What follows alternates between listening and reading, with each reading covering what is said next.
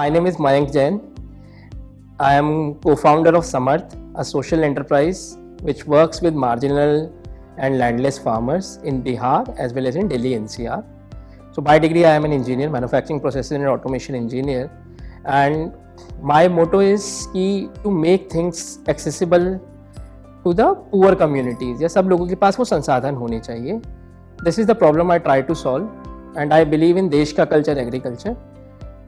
I try to find missing links between food, culture और कैसे हम लोगों के लिए उसको viable बना सके. Apart from it, I am a poet at heart. I am history and travel enthusiast, and I love to explore things. I love challenges.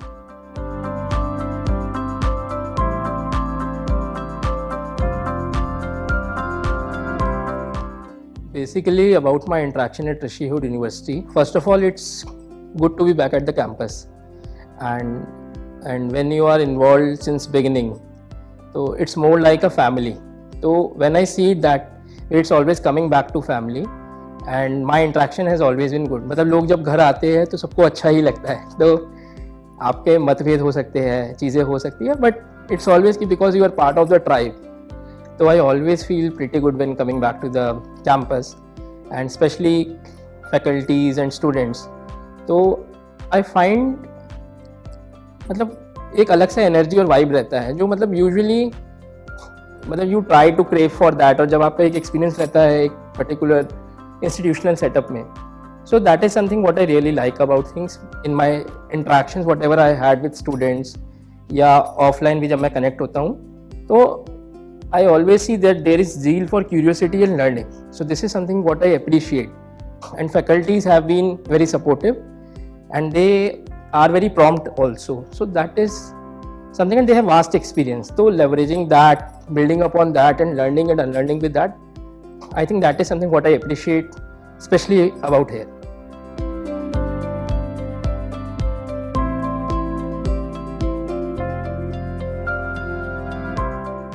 जो हमारा एक फॉर्मल एजुकेशन सिस्टम रहा है, या जिस सिस्टम में हम लोग अभी तक पढ़े हैं, तो it does not take into account जो हमारी एंशिएंट लर्निंग है, या जो चीज़ें प्रैक्टिकली वर्क करती है, क्योंकि हर तरीके की कम्युनिटीज़ अलग होती है. तो व्हाट आई सी इज़ कि there is a immense scope in Indian education system, and कहीं ना कहीं उसमें एक डिस्कनेक्ट है. मतलब in terms of imbibing the west, what we have done, हमने अपनी रूट्स को जो है ना, हम उसको भूल गए हैं. तो it's always coming back to those things. So what I like about RU is कि apart from curiosity aspect, it's always we are trying to explore or redefine and rejuvenate our relationship with our ancient knowledge.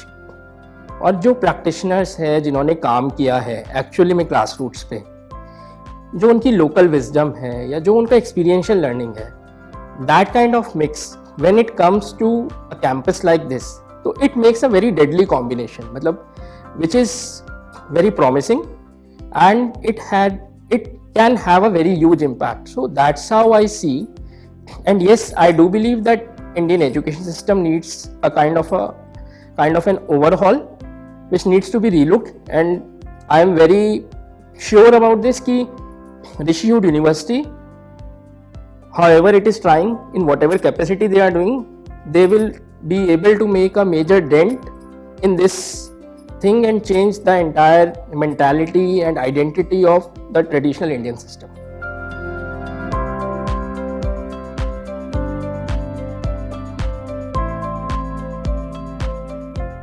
I think जिस तरीके की problems आजकल है जो हम देखते हैं, तो it requires the mindset for solving problems has to be different from the minds which have created them. तो I think वो exposure एक overall चाहिए होता है. और ऋषि हुड यूनिवर्सिटी जो हमारा कैंपस है, जिस तरीके का कैंपस है और जहाँ यहाँ पे जिस तरीके की अपॉर्चुनिटीज़ आती हैं, I think it provides a right mix of things जहाँ हम इन चीज़ों को आगे लेके जा सकते हैं.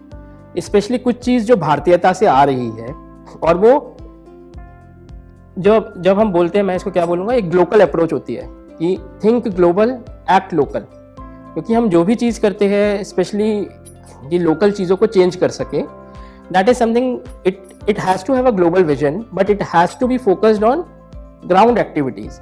So I think having those kind of initiatives with those venture and funding support and incubation support, it provides a very good launch pad to the students to prepare for a life which is beyond campus.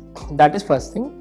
Second thing जो मैं देखता हूँ, campus एक ऐसा place होता है जहाँ आपकी लाइबिलिटीज़ बहुत कम होती है, तो you have a freedom to experiment and explore.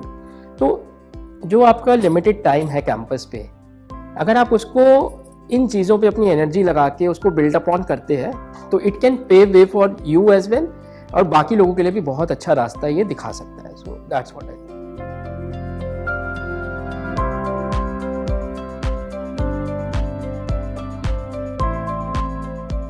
My message to students, so I am not somebody who can give them message, but I can only talk about my experience, what I see and what I value. तो मुझे हमेशा से यही लगता है कि हम अगर कुछ भी चीज़ करना चाहते हैं तो skills plays a very important part. But उससे पहले भी दो चीज़ें जो मैं मानता हूँ कि बहुत इंपॉर्टेंट है, तो one is discipline and second is about your perseverance. तो आपको टिके रहना पड़ेगा. तो you have to be part of the system और आपको चीज़ों को आगे लेके बढ़ना है. तो कभी हार नहीं माननी चाहिए, चीज़ें ऊपर नीचे होती रहती हैं. एंड हम ये बोलते हैं लीडर्स आपको बनना है, तो जर्नी कभी भी एक सी नहीं होती है. तो ups and downs, hills and valleys are part of the system and you have to appreciate and acknowledge that, और उसको आप एम्ब्रेस करिए. तो once you have that kind of clarity, I think आपकी पर्सनैलिटी अलग तरीके से ही ग्रो करनी पड़ती है. तो आप जो भी करना चाहते हैं उस पर टिके रहिए.